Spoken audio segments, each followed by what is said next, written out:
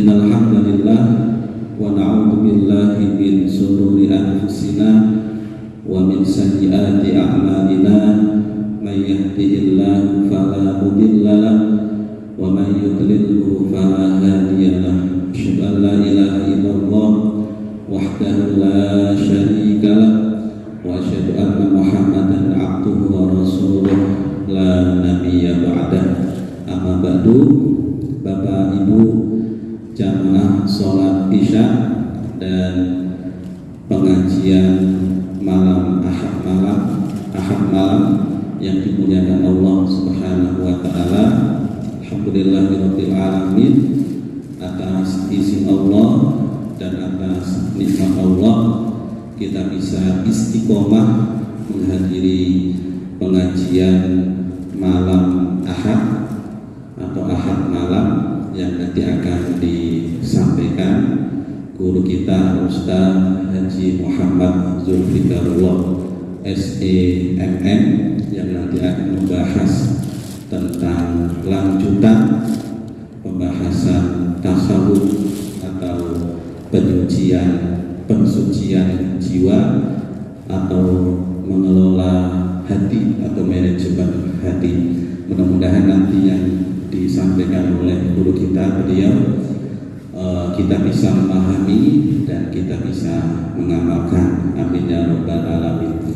Salawat dan salam kita sanjungkan kepada baginda Nabi besar Muhammad sallallahu alaihi wasallam, manusia yang sempurna akhlaknya, yang bersih hatinya dan juga sangat mencintai umatnya, baginda Nabi besar Muhammad sallallahu alaihi wasallam.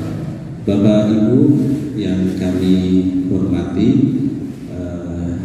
mungkin jamaah Ustaz agak berkurang ya, karena mungkin aktivitas dari hari Jumat ya, kita merayakan Idul Adha, kemudian hari Sabtunya kita juga melaksanakan ibadah kurban ya, memotong hewan kurban, dan mungkin agak sedikit lebih, tetapi alhamdulillah kita diberikan istiqomah oleh Allah Subhanahu wa taala untuk mengikuti taklim pembahasan tentang tasawuf.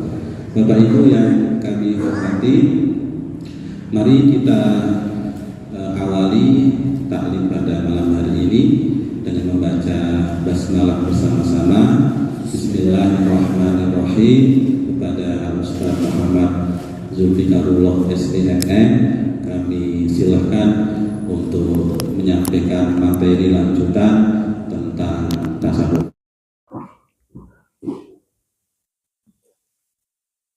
Bismillahirrahmanirrahim.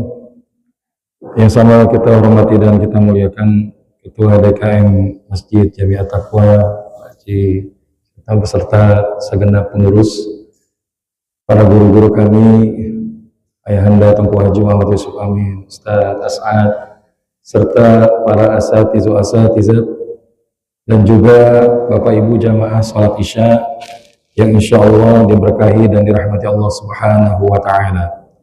Wahaikum jami tahiyatil Islam, Assalamualaikum warahmatullahi wabarakatuh. Innal hamdalillah nahmaduhu wa nasta'inu wa nastaghfiruhu wa natubu ilaih wa na'udzu billahi min shururi anfusina wa min sayyiati a'malina.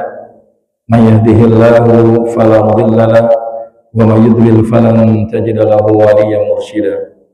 Asyhadu an la ilaha illallah wahdahu la syarika lahu wa asyhadu anna sayyidana Muhammadan abduhu wa rasuluhu la nabiyya wa la rasula ba'dah.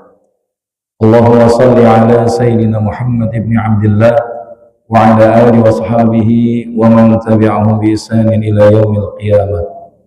Amma ba'd, subhanaka la ilma lana illa ma 'allamtana innaka antal alimul hakim. Allahumma iftah lana qulubana wa alhimna rushdana wahdina ila siratikal mustaqim. Fadilatul Qaramun, Bapak Ibu jamaah yang berbahagia, bagaimana kabarnya malam hari ini? Alhamdulillah, masih semangat hari raya. Mudah-mudahan berlimpahnya stok daging di rumah tidak meningkatkan kadar dari kolesterol, asam urat, dan yang sejenisnya. Tapi insya Allah ini adalah masa-masa membahagiakan, karena umat Nabi itu makan 2 kali setidaknya, Idul Fitri dan Idul Adha. Yang menarik kalau Idul Fitri, maka setelah 1 Syawal itu biasa kita lanjut dengan puasa sunnah 6 hari di bulan Syawal. Artinya Idul Fitri biasanya tidak lebih panjang daripada Idul Adha. Karena Idul Adha kita selepas daripada Idul Adha kemarin di hari Jumat, maka 11, 12 termasuk besok 13 ini adalah hari tasyrik, yang kita nggak boleh bahasanya makan, minum, kita tidak boleh puasa kecuali justru makan dan minum. Ya, dan ini adalah karunia dari Allah Subhanahu wa Ta'ala yang perlu kita syukuri, karena nikmat yang Allah berikan kepada kita itu begitu banyak, ya. Dan ketika kita mensyukuri atas nikmat itu pun nikmat. Ini disebut dengan Syekh Ibnu Rajab Al-Hambali rahimahullah. Jadi kalau kita dikasih nikmat, katakan tadi bisa makan daging, maka rasa nikmat menikmati makan daging itu pun juga adalah nikmat. Sehingga kemudian mengundang nikmat Allah berikutnya, dan begitulah pemaknaan bahwa Allah berfirman, la in syakartum la azidannakum. Jika kalian bersyukur, maka Allah akan tambahkan nikmat lainnya bagi kalian.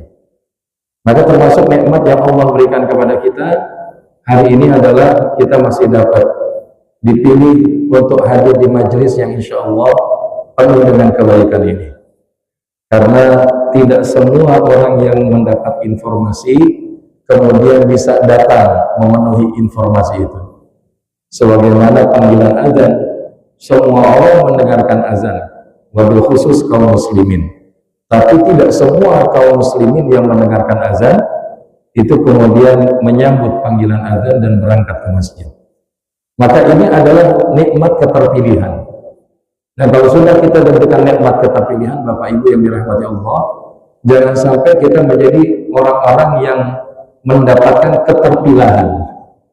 Nikmat terpilih, jangan sampai terpilah. Karena ada orang yang kemudian dia sudah lahir dalam keadaan Islam, tapi kemudian di tengah jalan karena dia tidak menjaga Islamnya dengan baik, diantaranya tidak mau belajar Islam, maka yang terjadi apa? Masuk pemahaman-pemahaman lain yang akhirnya menjadikannya dia sampai keluar daripada Islam. Nah, inilah karunia yang kita sebut dengan hidayah. Dan hidayah ini juga beragam macamnya, ya. Ada hidayah yang sifatnya irsyad, hidayah yang merupakan petunjuk dari Allah Subhanahu wa Ta'ala. Wa huwa alladzi arsala rasulahu bil huda wa dinil haqq liyudhhirahu 'ala ad-dini kulli walau karihal musyrikun. Jadi kalau kita bahasanya mengikuti petunjuk yang dibawa oleh Nabi SAW, maka menjadi keniscayaan liyudhhirahu 'ala ad-dini kulli, dizahirkan kemenangan Islam itu di atas agama yang lain.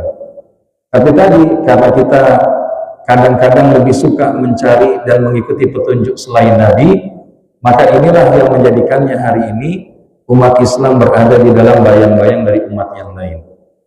Bahkan Nabi pernah mengatakan akan datang satu zaman di mana umatku ini seperti hidangan yang diperbutkan. Para sahabat bertanya, ya Rasulullah, apakah al-Yahud wal Nasara? Apakah itu kaum Yahudi dan Nasrani? Maka kemudian Nabi SAW menjawab, na'am, ya. Kalau bukan mereka, siapa lagi? Apakah saat itu kita sedikit ya Rasulullah? Tidak. Pada saat itu kita banyak, tapi banyaknya kita itu laksana buih di lautan. Pernah ke laut Bapak Ibu? Jadi kalau di laut itu yang punya tenaga lebih kuat, ombak, batu karang, apa buih? Yang paling lemah yang mana? Nah, buih ini bahasanya digeser aja hilang. Dan inilah gambarannya. Kenapa kemudian ketika ditanya, kok bisa begitu ya Rasulullah? Ya karena tadi ketika disifati seperti buih di lautan, bahkan Allah mencabut daripada rasa takut dari para musuh-musuh Islam untuk kemudian menyerang umat Islam. Dan pada saat itu umat Islam terjangkit penyakit al-wahn. Ma makna al-wahn ya Rasulullah? Hubbud dunya wa karahiyatul maut, yaitu cinta dunia dan takut akan kematian. Maka inilah yang membuat kita jauh dari petunjuk. Tapi kalau kita kemudian mendapatkan hidayatul irsyad, maka kita belajar agama, mengikuti apa yang dibawa oleh Nabi Shallallahu Alaihi Wasallam, dijelaskan oleh para ulama salafun as-salihin, maka insya Allah inilah yang akan membimbing kita untuk berada tetap di atas jalan yang lurus. Yang kedua ada yang namanya hidayatul taufik. Makanya ada di sini insya Allah ada kalau nggak salah jamaah ya. Yang namanya hidayatul taufik. Pemain bulu tangkis juga ada namanya taufik hidayah ya. Karena kalau taufik itu adalah given, langsung Allah kasih. Nah, jadi kalau ibaratnya begini, kalau kita ingin nanya satu tempat, terus kita nanya orang, Pak, Bu, di mana Masjid At-Taqwa Komplek Pertamina? Udah Pak, Bu, nanti masuk aja, kalau dari arah Kontriwood, nanti belok kanan, udah langsung mendapat situ. Nah, itu namanya hidayah. Tapi kalau sudah ditambah dengan taufik, begitu kita tanya, Pak, Bu, di mana Masjid At-Taqwa Komplek Pertamina Pondok Ranji? Ya nanti Bapak setelah dari Kontriwood belok kanan. Tapi supaya nanti Bapak nggak kesasar, biar saya temenin sampai langsung ke Masjid At-Taqwa. Nah ini artinya apa? Adalah karunia yang Allah berikan kepada hamba-hambanya yang terpilih. Makanya Allah mengingatkan, wa ma taufiqi illa billah. Dan tidaklah keberhasilan, taufik itu dimaknai juga keberhasilan, itu kecuali datang dari Allah. Jadi bahasanya tadi, kita sudah buat spanduk, kita sudah buat poster, tapi kalau kemudian bahasanya yang menggerakkan itu siapa Bapak Ibu? Allah. Makanya Nabi pernah ditegur oleh Allah Subhanahu wa Ta'ala ketika pamannya meninggal dunia. Siapa pamannya? Abu Thalib. Abu Thalib ini sayang sama Nabi, Nabi juga sayang sama pamannya. Hanya saja di akhir kehidupan pamannya Abu Thalib, maka saat itu bersanding Abu Jahal, Abu Lahab, Abu Sufyan, dan yang lainnya pemuka kafir Quraisy. Di sisi yang lain Nabi bilang, wahai paman, ucapkanlah 2 kalimat syahadat agar aku bisa memintakan pertolongan kepada Allah. Tapi yang lain kemudian bilang, Abu Thalib, jangan ente mati kecuali dalam ajaran nenek moyang kita, leluhur kita. Maka di tengah kebingungan itulah kemudian pamannya Abu Thalib ini meninggal dunia. Dan kemudian Nabi tetap minta ampunan kepada Allah. Turun surat Al-Qasas ayat 50. Innaka la tahdi man ahbabta walakinnallaha yahdi man yasha. Sesungguhnya engkau Muhammad tidak bisa merubah siapapun orang yang kalian cintai kecuali siapa orang yang Allah kehendaki. Nah, jadi kalau bahasa hidayah taufik ini, kalau bahasa lainnya suka-sukanya Allah. Allah mau kasih ke siapa? Makanya kita minta kepada Allah Subhanahu wa Ta'ala selalu dikaruniakan taufik dan hidayah dari Allah. Dua yang lain ada namanya hidayah mujmalah, yang itu artinya hidayah umum, hidayah yang general, kayak binatang punya insting menyelamatkan diri, menyusui anaknya, kemudian anaknya tidak kemudian terinjak oleh induknya, itu adalah insting. Begitupun pohon kemudian berfotosintesa dan lain sebagainya, itu adalah daripada hidayah mujmalah. Dan kemudian ada hidayah mufassalah. Nah, mufassal ini adalah hidayah khusus yang diperuntukkan orang-orang beriman agar kemudian dia bisa meniti jalan di dalam kehidupannya, sehingga dengan itu kemudian mendapatkan kebahagiaan yang hakiki di dunia dan di akhirat. Dan kalau saya tanyakan Bapak Ibu, apa sih yang pengen kita cari di dalam kehidupan ini selain ketika kita kemudian bisa menutup usia kita di dunia ini dalam keadaan husnul khatimah dan kembali kepada pangkuan Allah dan ditempatkan dengan keridhaannya di surganya Allah Subhanahu wa Ta'ala. Betul apa enggak? Nah, oleh karena itulah lalu bagaimana jalannya? Maka tidak lain dan tidak bukan, kita harus kembali kepada orientasi awal, bagaimana tugas utama manusia dihadirkan di atas muka bumi. Dan itu sudah Allah firmankan dalam Quran, surah Az-Zariyat ayat yang ke-56. Apa itu? A'udzu billahi minasyaitonir rajim. Bismillahirrahmanirrahim. Wa ma khalaqtul jinna wal insa illa liya'budun. Dan tidaklah kami ciptakan jin dan manusia kecuali untuk beribadah kepada Allah Subhanahu wa ta'ala. Hanya saja kemudian, apakah yang sudah kita lakukan dengan ibadah ini sudah memadai, sudah cukup, sehingga kemudian layak dianggap sebagai bekal perjalanan pulang kita kembali kepada Allah? Di titik inilah Bapak Ibu yang dirahmati Allah, kita melanjutkan pembahasan daripada kitab Minhajul Abidin yang ditulis daripada Imam Al-Ghazali rahimahullah. Maka insyaallah malam ini kita akan masuk di dalam bab muqaddimah. Setelah di pertemuan kemarin kita membahas siapa itu Imam Al-Ghazali, dari mana dia berasal, latar belakang keilmuannya, kemudian di antara karya-karyanya, dan insyaallah kita akan masuk di antara salah satu karya beliau yang termasuk di dalam tulisan-tulisan terakhir daripada Hujjatul Islam Imam Al-Ghazali rahimahullah. Karena apa? Salah satunya di dalam muqaddimah ini beliau menggambarkan, karena beberapa kitab yang sudah dituliskan oleh beliau, di antaranya adalah kitab Ihya Ulumuddin, kemudian Al-Qurbatu ilallahi ta'ala, ini termasuk membutuhkan pemahaman yang lebih intensif, yang lebih dalam, yang lebih khusus. Sehingga sebetulnya risalah Minhajul Abidin ini simple dan sederhana, tapi kalau diterjemahkan, ya alhamdulillah jadinya ini sekitar ya mendekati daripada 500 halaman ya. Tapi insya Allah jangan khawatir Bapak Ibu, mudah-mudahan ini bisa kita selesaikan mudah-mudahan menjelang Ramadan tahun depan ya.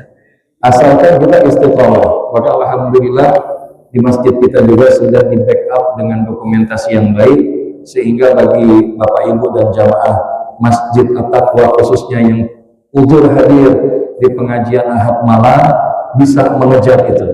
Artinya bisa kemudian tetap mendapatkan pemahaman, dan insya Allah bagi yang sudah datang pun juga ada kelebihan, minimal dapat snack box, betul Bapak Ibu?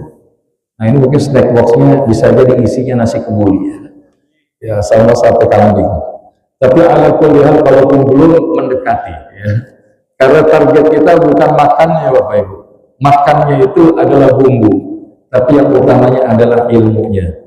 Maka kita minta kepada Allah Subhanahu wa taala dengan membacakan Ummul Quran suratul Fatihah, semoga Allah jadikan pemahaman daripada apa yang akan kita bahas dalam beberapa menit ke depan di dalam kitab Minhajul Abidin. Semoga Allah berikan kebaikan pula kepada Hujjatul Islam Syekh Imam Al-Ghazali rahimahullah, sehingga kemudian Allah pun juga memberikan manfaat daripada ilmu yang sampai kepada kita hari ini.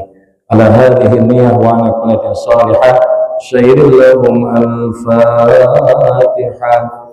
A'udzu billahi minasyaitonir rajim. Bismillahirrahmanirrahim. Alhamdulillahi rabbil alamin. Ar-Rahmanir Rahim, Maliki Yaumiddin.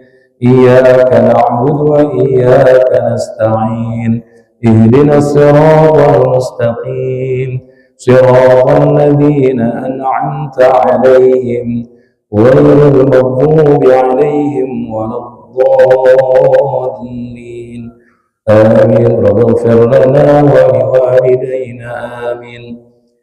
Ma'asyiral hadirin rahimakumullah. Di dalam muqaddimah ini, setelah dihantarkan tentang latar belakang penulisan kitab ini oleh Imam Al-Ghazali, di antaranya menjelaskan bahwa Bagi kita di dalam hidup ini, ketika memiliki tujuan, maka kita tahu arah mana yang akan kita tempuh dan jalani. Betul? Maka kalau kita nggak tahu arah tujuan, ibaratnya kita keluar dari masjid ini nggak punya tujuan nih Bapak Ibu. Pertanyaannya sampai di mana? Sampai di mana? Ya bisa jadi nggak sampai kemana-mana, nyampe ke depan balik lagi, udah muter tahu-tahu kok nyampainya di Situbondo, ya? Karena nggak jelas tujuannya.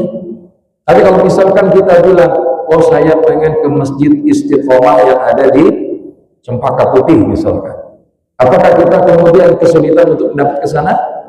Kalaupun kita mengalami kesulitan, maka karena kita tahu tujuan, maka kita akan berupaya mengikuti petunjuk dan rambu jalan agar bisa sampai di tujuan.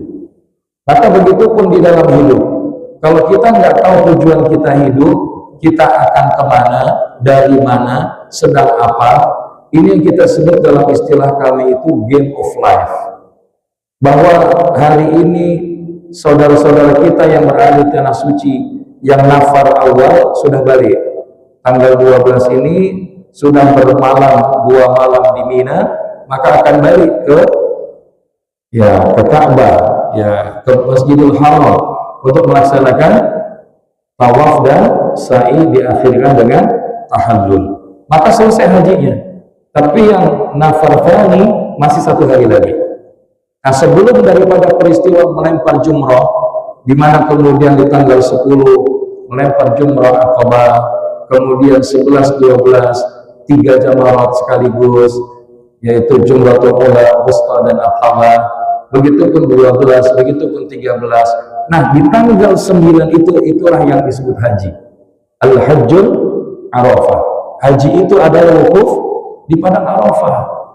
Nah, ketika di padang Arafah, terkhusus dari waktu ba'da zuhur atau zuhur, semenjak matahari tergelincir sepeninggalan tombak sampai dengan menjelang daripada waktu maghrib, maka ini adalah waktu mustajabah. Kita pakai untuk berzikir, berdoa, termasuk muhasabah. Apa yang kita muhasabahi? Min aina anta? Dari mana kita berasal? Kemudian ma anta? Apa yang sedang Anda lakukan di sini? Ila aina anta, dan akan kemana kamu akan kembali? Itu pertanyaan-pertanyaan dasar. Karena Mark Twain pernah bilang, seseorang itu ada 2 hari penting di dalam hidupnya. Yang pertama, hari di mana dia lahir di atas muka bumi, dan hari di mana dia menemukan apa tujuan saya hidup. Karena hari ini ada orang hidup itu sekedar hidup. Bahkan ada yang hidup enggak, mati enggak. Ada yang udah hidup pengen mati. Dan kalau bicara yang mati, bisa jadi pengen hidup, kan begitu.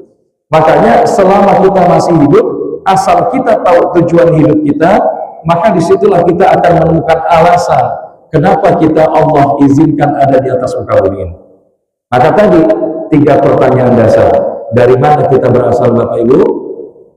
Dari mana? Dari Allah Subhanahu wa ta'ala.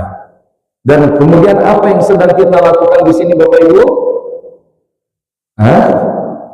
Inna sholati wa nusuki wa mahyaya wa mamati lillahi rabbil alamin. Nah, jadi kita datang dari Allah, melakukan segala sesuatunya untuk Allah, dan kita akan kemana pulangnya nanti? Akan kemana? Kembali kepada Allah. Inilah jurnal kehidupan kita sebagai manusia. Inna lillahi wa inna ilaihi raji'un. Kita semua datang dari Allah dan akan pulang kembali kepada Allah. Maka di tengah antara kita dari Allah dan akan pulang kembali kepada Allah, inilah durasi kita yang ada di atas muka bumi. Apa yang kita lakukan? Yaitu di dalam rangka mengabdi, beribadah kepada Allah Subhanahu wa ta'ala. Dengan kata lain apa? Ibadah ini adalah yang utama.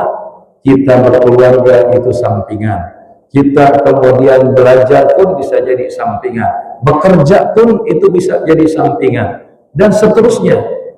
Tapi kalau bicara ibadah, ini bukan sampingan. Tapi ini adalah tugas utama kita di atas muka bumi ini. Maka oleh karenanya ketika kita memiliki tujuan dan ibadah ini jalannya, maka tempat pulang kembali apa yang kita harapkan? Pilihannya cuma dua.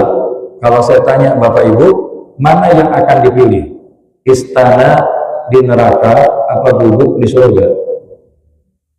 Oh, surganya berarti gubuk. Gubuk apa istana? Gubuknya yang bagus berarti istana, ya kan? Pertanyaannya, boleh nggak kita minta istana di surga? Boleh Bapak Ibu. Ya. Walaupun kalau saya tanya berikutnya, pernah nggak kita ke surga? Nah, terus gimana kita yakin surga itu adalah tempat pulang kita yang terbaik? Makanya kalau kita kembali kepada sebuah hadis qudsi, maka diingatkan dari Nabi Shallallahu Alaihi Wasallam, "Ala wa innal jannata huffati bil makari." Ya, mohon maaf. Jadi bahasanya ini hadis dari Nabi SAW, kan hadis qudsi. Jadi kalau bahasanya kita ingin kembali ke surga, bahasanya adalah jalan ke surga itu bukan tidak mungkin akan dipenuhi dengan segala yang tidak menyenangkan. Ala wa innal jannata huffatil bil makari wa innan nari huffatil bisyahawat. Jadi bahasanya, ketahuilah sesungguhnya surga itu dikelilingi dengan hal-hal yang tidak menyenangkan, dan sesungguhnya neraka itu dikelilingi oleh hal-hal yang menyenangkan. Qala Nabi sallallahu alaihi wasallam, rawahu Muslim. Nah, jadi di dalam hadis ini Nabi menjelaskan sebelum kemudian kita menuju surga, jalan ke sananya itu enggak semudah yang kita bayangkan Bapak Ibu.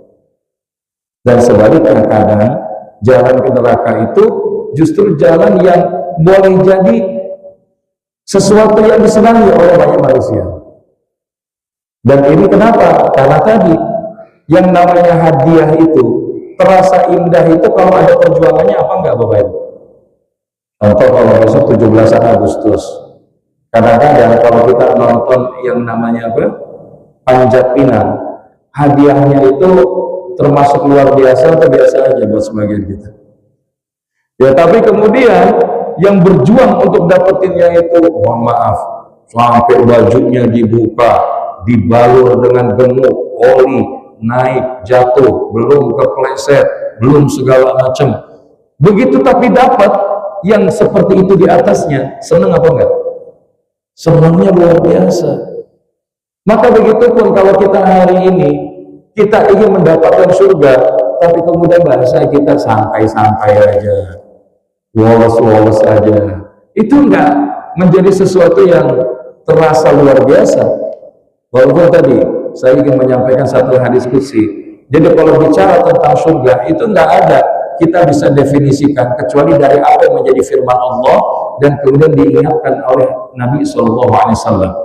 Jadi ketika Allah menyebutkan bahwa surga itu diperuntukkan untuk orang-orang yang beriman dan beramal saleh, yang mereka akan mendapati melebihi daripada apa yang pernah mereka lihat, apa yang pernah mereka dengar, bahkan apa yang mereka pernah bayangkan. Itu surga itu melebihi itu semua, Bapak. Jadi kalau kita bahasanya, kalau mata kita senangnya ngelihat apa? Mobil. Bisa ada mobil lebih bagus. Walaupun kalau bapak-bapak bukan mobil sih. Karena pasti bapak-bapak senangnya apa? An-nisa, ya kan? Zuyyina lin-nasi hubbus syahawat minan nisa. Itu Allah yang bilang. Makanya ada bidadari surga. Tapi pertanyaannya, ada nggak bidadari surga? Karena fitrahnya wanita bukan laki-laki, tapi apa? Perhiasan. Dibangun istana dari emas, permata, perak, dan lain sebagainya. Ini fitrahnya. Maka Bapak Ibu yang dirahmati Allah Subhanahu wa taala, untuk sampai ke surga, walaupun surga itu bukan tujuan kita, tapi di antara yang kita minta kepada Allah, Rabbana atina fid dunya hasanah wa fil akhirati hasanah wa qina adzabannar. Jadi kita minta dunia kita dunia yang baik, akhirat kita yang baik, dijauhkan dari api neraka, apalagi kalau bukan surga, betul? Faman zuhziha 'anil nar wa udkhilal jannata faqad faz. Maka siapa yang dijauhkan dari api neraka dan dia dimasukkan ke dalam surga, maka mereka lah orang-orang yang sukses. Nah, inilah di antara gambaran awal yang diingatkan oleh Imam Al-Ghazali di dalam kitab Minhajul Abidin ini. Walaupun tentu di dalam perjalanannya untuk meniti jalan sebagai seorang abid, sebagai seorang hamba, ini membutuhkan perjuangan. Kita butuh panduan agar kita nggak gampang salah jalan, apalagi tersesat di tengah jalan. Karena hari ini kalau kita melakukan sebuah pekerjaan termasuk amal tidak didasari dengan ilmu, maka peluang daripada tergelincirnya itu tinggi. Al-ilmu imamul amal wal amalu tabi'ah. Ilmu itu adalah pemimpinnya amal dan amal itu mengikuti sesuai daripada ilmunya. Maka kemudian Imam Al-Ghazali menyebutkan fa'aqulu wabillahi taufiq.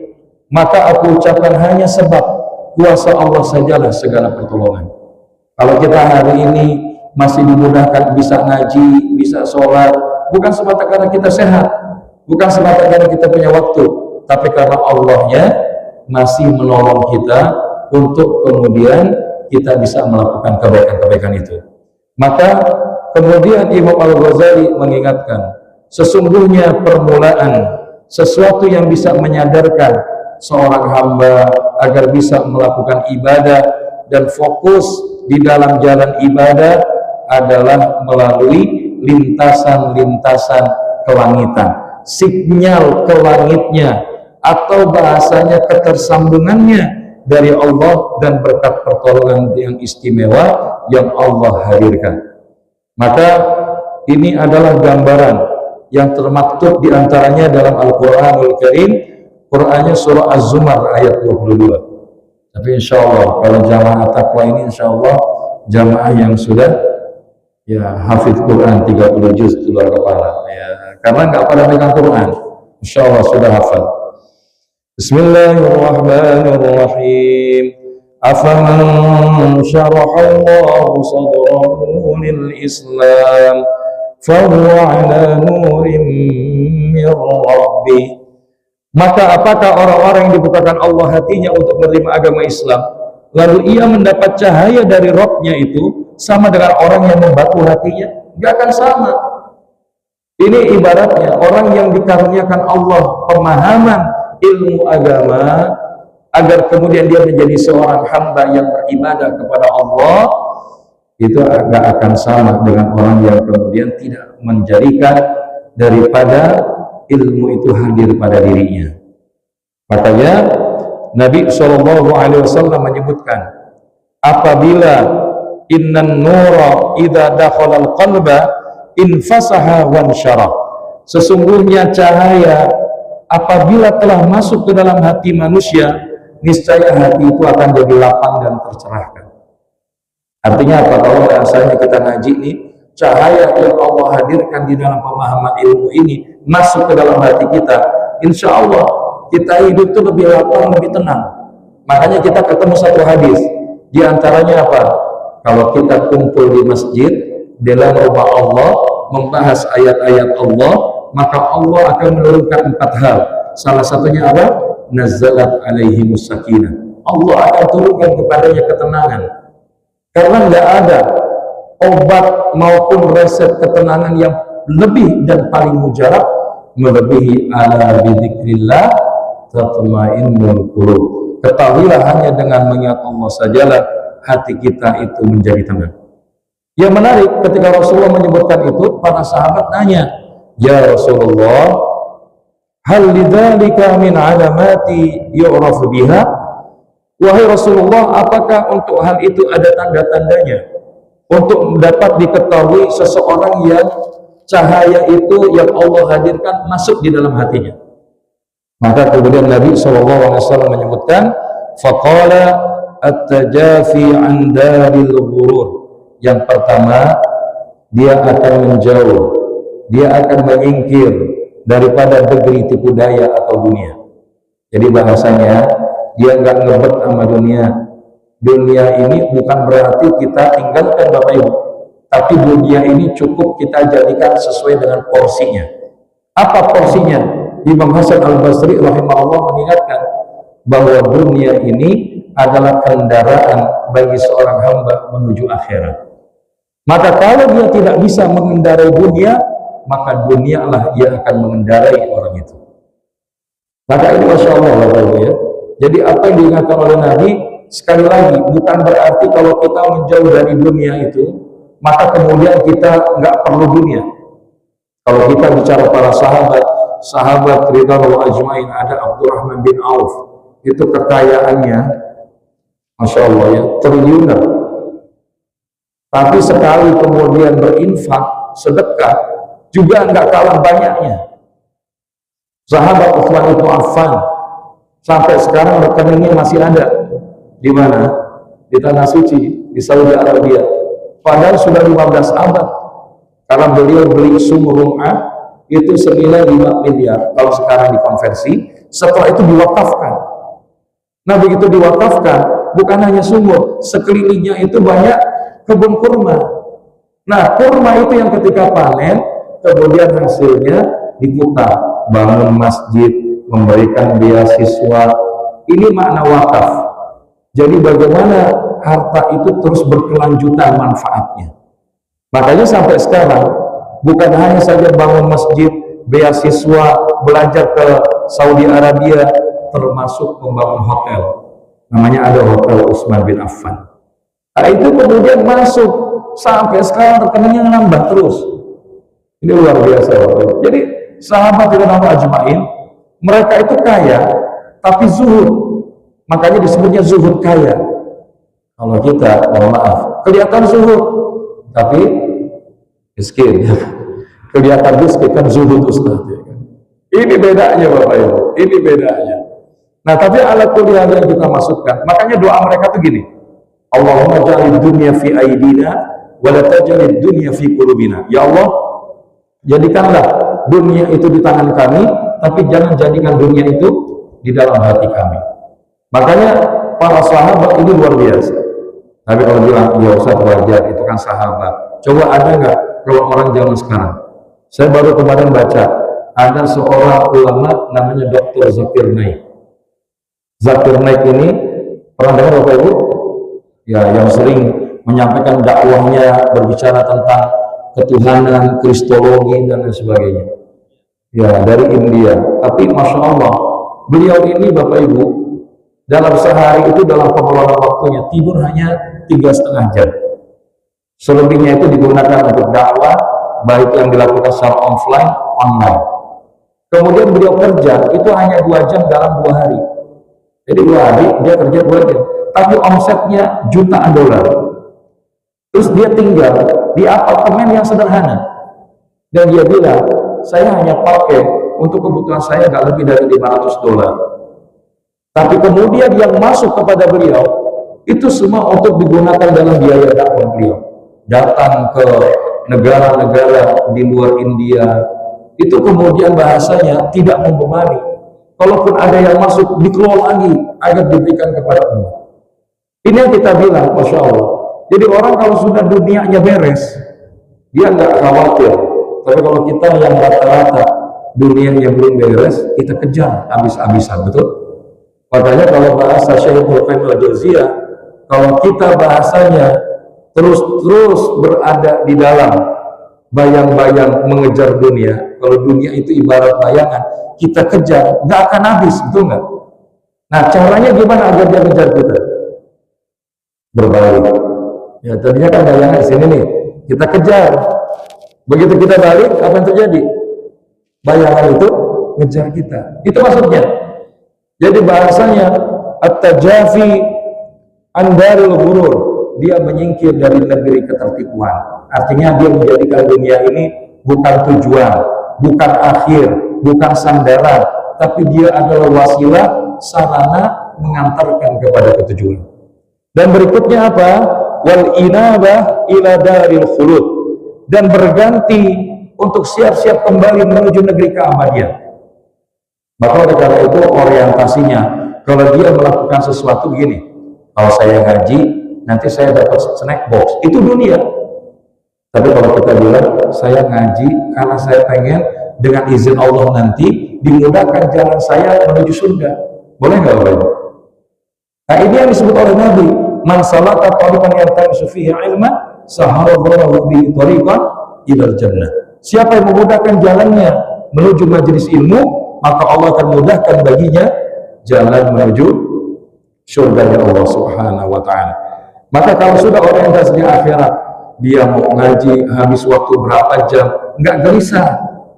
Kita kadang-kadang kalau urusan dunia bahkan bela-belain sampai lembur. Tapi kalau giliran ngaji lebihan dikit setengah jam udah gelisah. Tapi di sini enggak, insya Allah ya kan. Di sini ngajinya sampai subuh, insya Allah. Kan masih hari raya, besok masih libur ya. Ya karena besok masih libur. Tapi ala kuliah kalau nggak sanggup tenang. Jangankan Bapak Ibu saya juga belum tentu sanggup ya kan. Jadi tenang saja Bapak Ibu. Tapi ketika kita bermakna al-inaba ila daril khulud, apa yang kita bawa kemarin kurban. Kurban kita biasanya yang kita lakukan nyari yang paling besar atau yang paling murah kira-kira. Kayaknya yang besar dan murah sih Ustaz ya kan. Tapi masalahnya kadang kita harus memilih ya enggak. Dapat yang murah kadang-kadang kurang besar. Kalau kembali kepada hadis Nabi, azimu dohakum, besarkan daripada hewan kurban kalian. Kenapa? Karena itu akan menjadi kendaraan bagi kalian melewati sirat. Nah, kalau kita beli kambingnya 1,5 juta, yang naikin kitanya berapa kilo, ya kan? Kira-kira gimana itu kendaraan kita? Makanya kurban itu syuhada a'mal. Syuhada a'mal. Dia menjadi saksi dari amal kita selama berada di dunia. Namun insya Allah, mudah-mudahan kemarin kita sudah melakukan yang terbaik dan mudah-mudahan kurban kita diterima oleh Allah Subhanahu wa taala. Karena tadi kalau sudah mikirnya al-inaba ila daril khulud, enggak takut Bapak Ibu. Kadang-kadang kita suka dihadapkan pertanyaan, Ustaz, mana yang lebih afdal? Kurban kambing apa sapi? Saya bilang dua-duanya afdal. Yang enggak afdal yang enggak kurban. Nah, tapi kalau dibilang mana Ustaz kalau boleh milih, tergantung dari sudut pandangnya dilihat yang mana. Kalau cari maslahat kuantitas, maka sapi lebih utama. Kenapa? Bapak Ibu, 25 kambing itu udah rapih dicacah, ditumpuk dagingnya, sama 2 sapi tumpukannya sama. Jadi kantongnya bisa jadi sapi ini lebih banyak yang sampai ke masyarakat. Nah kalau di sekitar masyarakat kita banyak yang udah lama gak makan daging, maka dengan izin Allah itu bisa jadi lebih baik. Ditambah kadang-kadang masyarakat kita begitu dikasih dari masjid nanya, ini kambing apa sapi? Jadi dan dikasih kambing, waduh saya darah tinggi nih, nggak bisa makan kambing. Padahal yang namanya makan kambing itu hobi Nabi Sallallahu Alaihi Wasallam. Ahlan kalau kita ke Islam. Nah, jadi Bapak Ibu yang dirahmati Allah Subhanahu Wa Taala, yang ketiga adalah bagaimana wal isti'dadul mauti qabla nuzulil maut. Jadi dia bersiap-siap sebelum menghadapi kematian itu datang.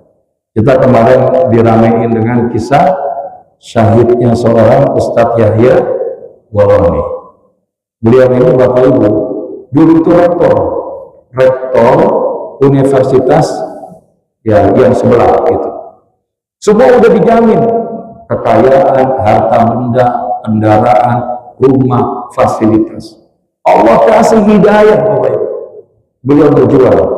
Beliau berjuang dengan suara yang tegas dan biiznillah kemarin selesai Jumatan, enggak selesai khutbah kedua beliau wafat dalam keadaan menyampaikan dakwah.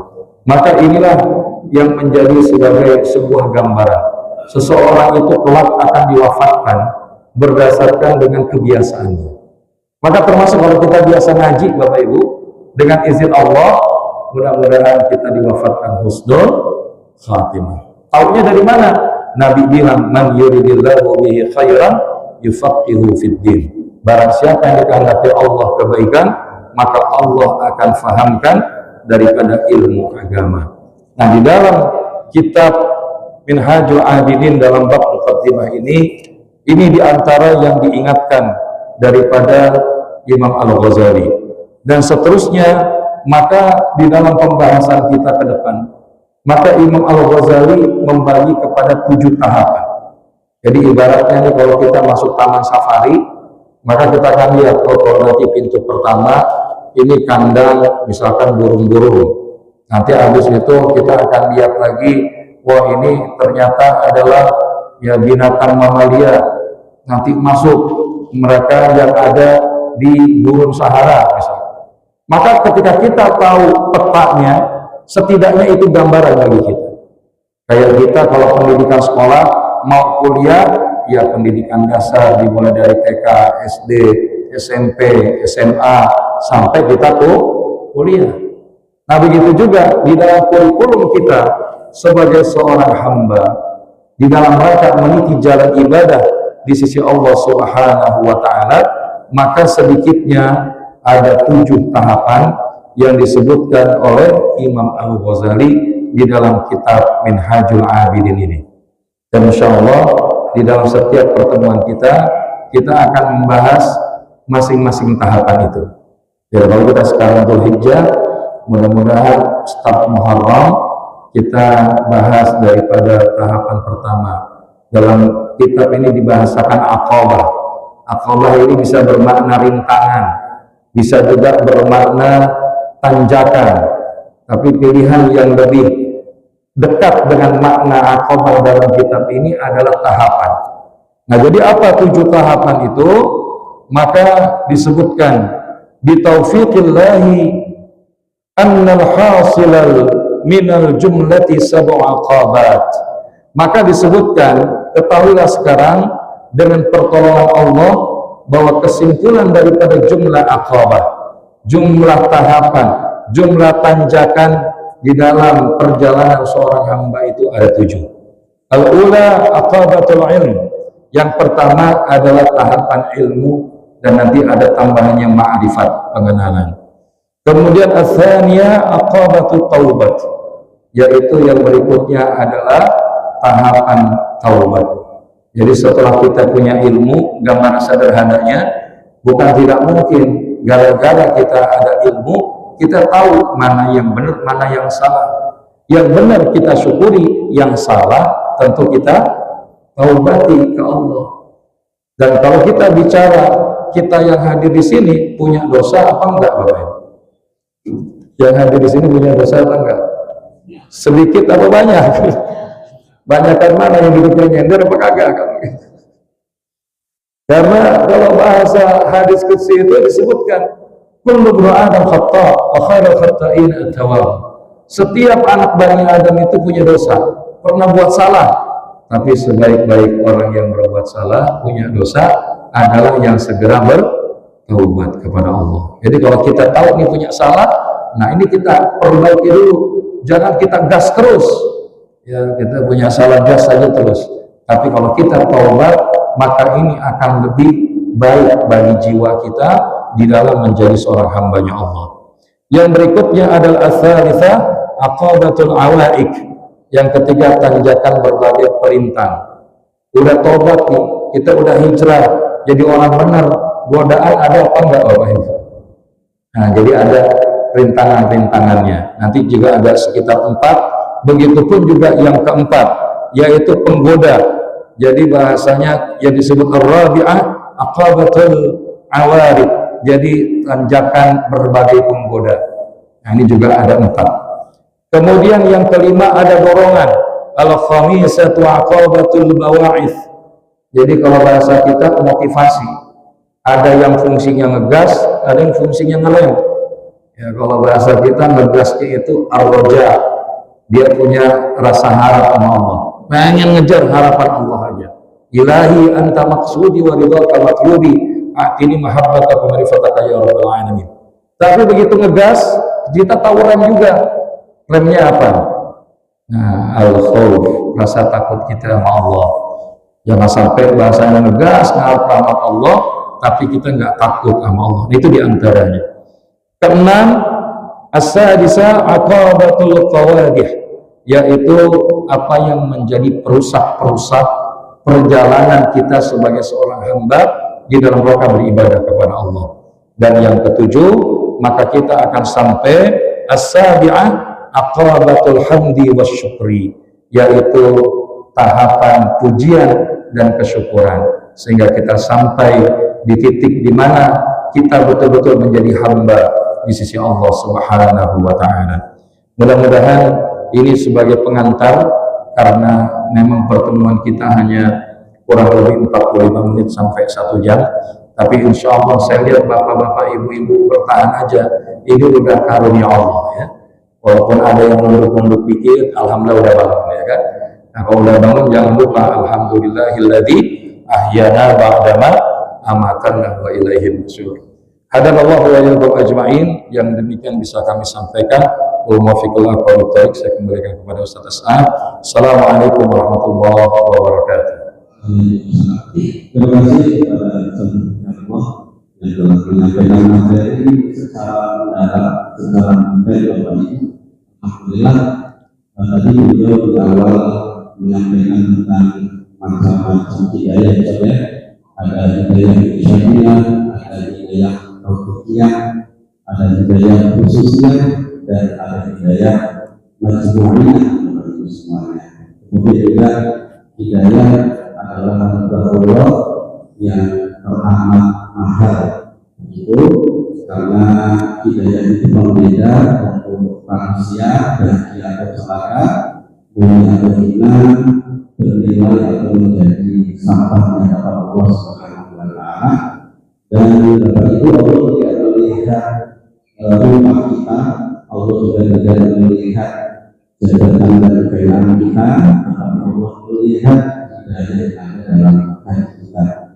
Kemudian kita juga harus memahami ya, tujuan hidup secara serius, ada mencapai tujuan dari ini adalah di Allah yang merumuli dari mana kita berasal, untuk apa kita diciptakan, dan kita akan kembali kemana kepada Allah Subhanahu wa Ta'ala. Selanjutnya jalan menuju surga itu berjalan, dan orang yang mudah menitinya, mereka adalah orang-orang yang keimanannya penuh keraguan. Sedangkan jalan menuju neraka itu menghilangkan hawa nafsu dan banyak orang yang tergoda dengannya. Kemudian jadikan dunia dalam genggaman tangan, dan jadikan dunia dalam bersemayam dalam jiwa dan hati. Itu makna sesungguhnya dari arti zuhud. Kemudian terakhir beliau menyampaikan ada 7 makomat atau tahapan tingkatan menuju tasawuf, yaitu kata makom itu, maka makom taubat dan seterusnya. Bapak Ibu yang menghormati, mungkin dulu ya sudah sembilan, ya jadi mungkin malam ini tidak buka sesi tanya jawab ya. Kita akan baca doa langsung ya saja. Silakan.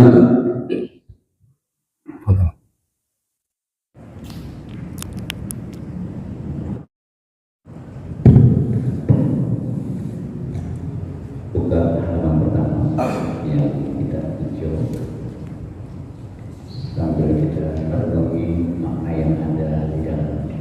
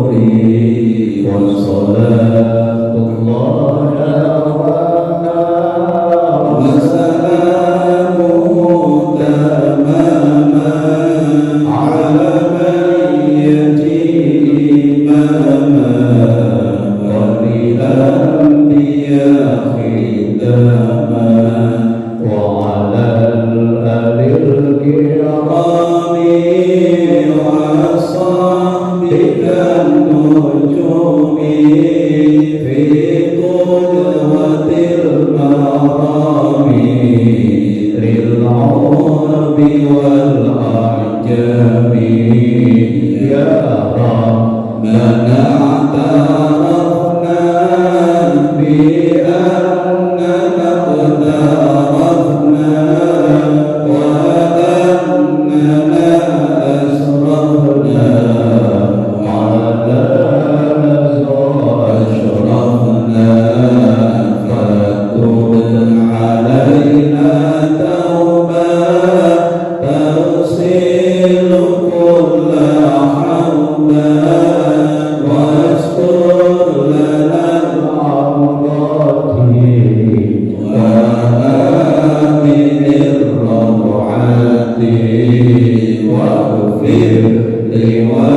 لوالدينا ربي ومولودنا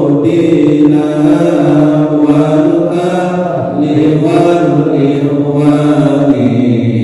وسائر الخلان وكل ذي محبة أو جيرة أو صحبة